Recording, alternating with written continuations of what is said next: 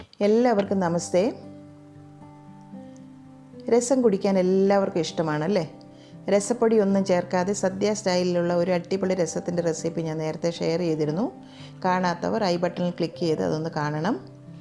എന്നാൽ ഇന്ന് അതിൽ നിന്ന് വ്യത്യസ്തമായി കുറച്ചുകൂടി തിക്കായിട്ടുള്ള ചോറിനൊഴിച്ച് കഴിക്കാൻ പറ്റിയ ഒരു സ്പെഷ്യൽ ടേസ്റ്റി രസത്തിൻ്റെ റെസിപ്പിയാണ് ഞാനിവിടെ നിങ്ങളുമായിട്ട് ഷെയർ ചെയ്യുന്നത്. അപ്പോൾ നമുക്ക് വീഡിയോ കണ്ടു നോക്കിയാലോ?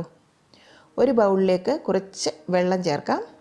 അതിലോട്ട് 1 ടേബിൾ സ്പൂൺ മുഴുവൻ കുരുമുളക്, 2 ടേബിൾ സ്പൂൺ മുഴുവൻ മല്ലി, 1 ടേബിൾ സ്പൂൺ ജീരകം, 6 വറ്റൽമുളക്, 4 ടേബിൾ സ്പൂൺ തൂരപ്പരിപ്പ്.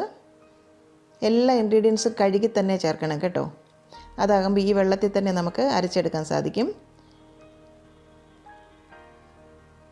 1 ടൊമാറ്റോ കട്ട് ചെയ്തത്, 1 ടീസ്പൂൺ കായപ്പൊടി കൂടി ചേർക്കാം. 3 ടേബിൾ സ്പൂൺ നിറച്ച് തേങ്ങ ചിരകിയത്. എല്ലാം വെള്ളത്തിൽ മുങ്ങിക്കിടക്കണം കേട്ടോ. ഇതിനി നമുക്കൊന്ന് അടച്ചിട്ട് ഒരു 20 മിനിറ്റ് ഒന്ന് കുതിരാനായിട്ട് മാറ്റി വെക്കാം. 20 മിനിറ്റ് കഴിഞ്ഞു. ഇതിനി നമുക്ക് വെറ്റ് ജാറിലേക്ക് ചേർത്ത് അരച്ചെടുക്കാം. മുളകിൻ്റെ ജട്ടൊക്കെ വേണമെങ്കിൽ മാറ്റിക്കളയാം.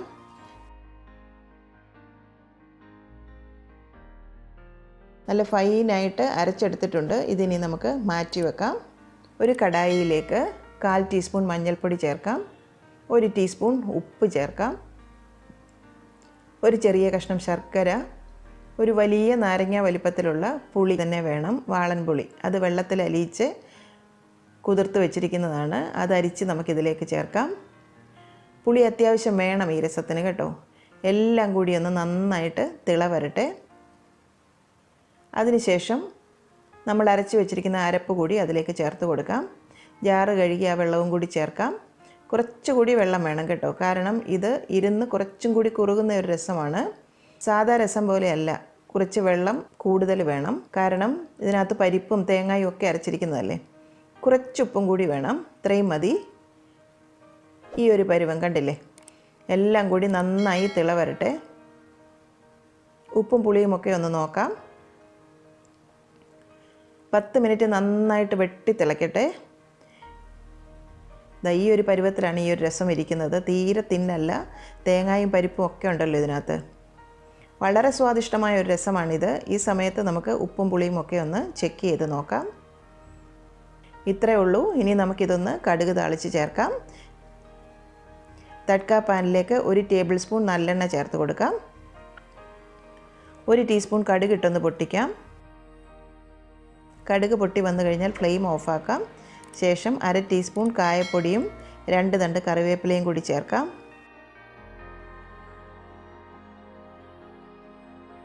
ഇതിന് ചൂടോടുകൂടി രസത്തിലേക്ക് ചേർത്ത് കൊടുക്കാം. നല്ലൊരു ഗന്ധമാണ് ഇവിടെ കേട്ടോ. സൂപ്പർ മൈസൂർ രസം റെഡി ആയിട്ടുണ്ട്.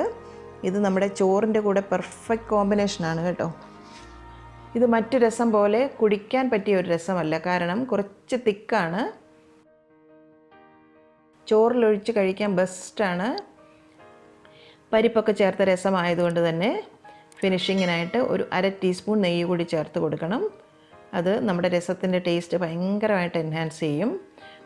അപ്പോൾ ഇതുപോലെ മൈസൂർ രസം നിങ്ങളും ഉണ്ടാക്കി നോക്കണം. തീർച്ചയായിട്ടും നിങ്ങൾക്കിത് ഇഷ്ടപ്പെടും.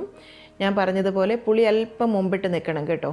പെർഫെക്റ്റ് റെസിപ്പിയാണ്. വീഡിയോയെക്കുറിച്ചുള്ള നിങ്ങളുടെ അഭിപ്രായങ്ങൾ കമൻറ്റ് ബോക്സിൽ വന്നൊന്ന് എഴുതാൻ ഇപ്പോൾ തന്നെ ഒന്ന് സ്ക്രോൾ ചെയ്ത് കമൻറ്റ് ബോക്സിലേക്ക് വരണം കേട്ടോ.